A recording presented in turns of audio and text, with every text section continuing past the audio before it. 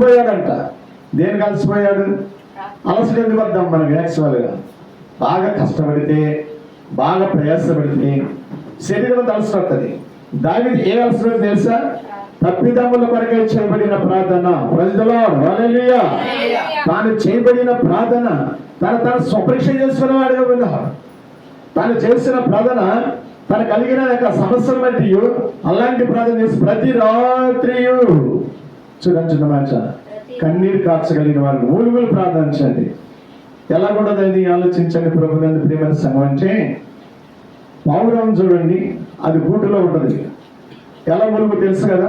పావురాలు గూటులో ఉన్నాడు, మూలుగుతుంది అన్నమాట. చాలా మూలుగుతూ ఉంటుంది ఎప్పుడు కూడా. దాని తెలుసా?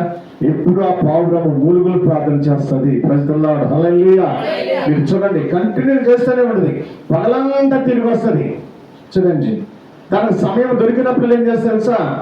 అన్ని పక్షులు చేస్తే కేకలు వేరు, పావురం చేసే యొక్క కేకలు వేరు. మూలుగులు ప్రార్థన మన శరీరంలో ప్రతి ఒక్కటి కూడా హావభావాలు కూడా మన దేహంలో ప్రతిది కూడా ఎలా ఉన్నదంటే అది దేవుడికి అగనిస్ట్గా వ్యతిరేకంగా ఉన్నప్పుడైనా మనం చేసే ప్రార్థన ఏమైనా మోకాలు ప్రార్థన చేయాలి, ఉపవాస ప్రార్థన చేయాలి. చాలా మంది యాక్చువల్గా ఏంటంటే వెంటనే మాట వేరే కాదు, కానీ చేయగలిగినంత వరకు మోకాలు ప్రార్థన చేస్తే మీ బాడీ అంతా ఎలా ఉండదంటే చాలా షేకుగా ఉంటుంది. యేసు ప్రభువు ఎప్పుడు మోకాలు ప్రార్థన చేసేవాడు, సాష్టాంగ ప్రార్థన చేసేవాడు. ప్రార్థన చేసుకోవచ్చు, నుంచుని ప్రార్థన చేసుకోవచ్చు, కూర్చొని చేసుకోవచ్చు, వెళుతూ ప్రార్థన చేసుకోవచ్చు, ప్రోకరించి ప్రార్థన చేసుకోవాలి ఉంటున్నాను. నేనంటూ నీ 40 దినాల్లో ప్రభునందు ప్రియమైన సంగమా నీ ప్రార్థన ఎలాగున్నది? నీ మనసు ఎలా? మనిషి కాదని కావాల్సిన దేవుడికి ఏం కావాలి? మనసు కావాలి. మనసు దేవుని ఆధారపడితే నీలేమున్నది? ఆత్మ ఉన్నది. ఈ ఆత్మ పరిశుద్ధాత్మ దేవుడితో కనెక్ట్ అవుతుందన్నమాట. కాబట్టి దేవుని మీద పరిపూర్ణతను వాడుకుని నువ్వు కానీ ప్రార్థన చేస్తే నీలో ఉన్న ఆత్మతో పరిశుద్ధాత్మ దేవుడు ఏం చేస్తారు? మాట్లాడేవాడుగా.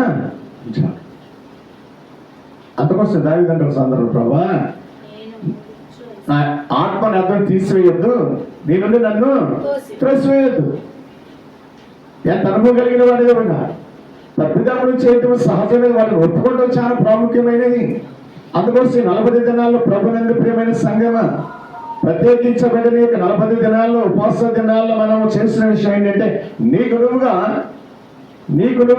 నాకు నేనుగా ప్రభు సన్నిధిలో ప్రభు యొక్క మందిరంలో దేవుని వాక్యాన్ని బట్టి ఎలాగ ఉన్నామో స్వపరీక్ష చేసుకో, ఎలాగ ఉంటున్నామో సరి చేసుకోవడానికి 40 దినాలు. ఎందుకని ఈ సంవత్సరం వచ్చింది మళ్ళా సంవత్సరం కాదు, కంటిన్యూ ఎలాగైతే నువ్వు చేస్తున్నాయో ఈ 40 దినాల్లో ప్రార్థన అలాగే నీ జీవిత కాలం అంతా కూడా